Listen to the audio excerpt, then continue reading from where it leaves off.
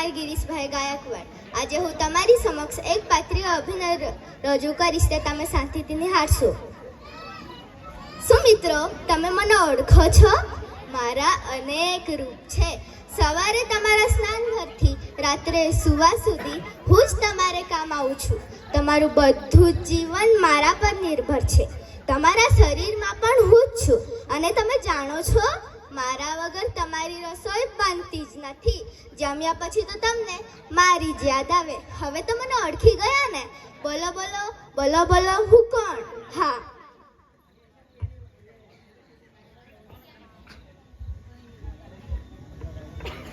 હું છું પાણીનું ટીપું.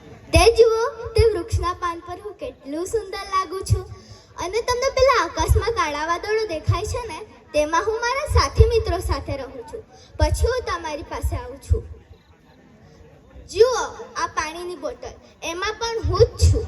હવે તમે વિચારતા હશો કે આ બધામાં જ મારો સમાવેશ છે, તો મારો જન્મ કેવી રીતે થયો? મારો જન્મ આ પૃથ્વી પર જ થયો છે. મારામાં હાઇડ્રોજન અને ઓક્સિજન સમાયું છે. હું આ જમીનમાં જ છું.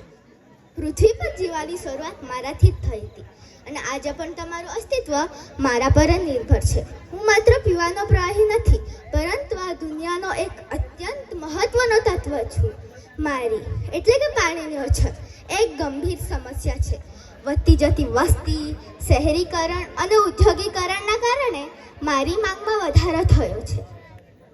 હું પ્રભુનો અનમોલ રતન છું, તો પણ ઘણા લોકો મને દૂષિત કરે છે અને મારો સદુપયોગ કરતા નથી. પણ તમે મને બચાવશો ને?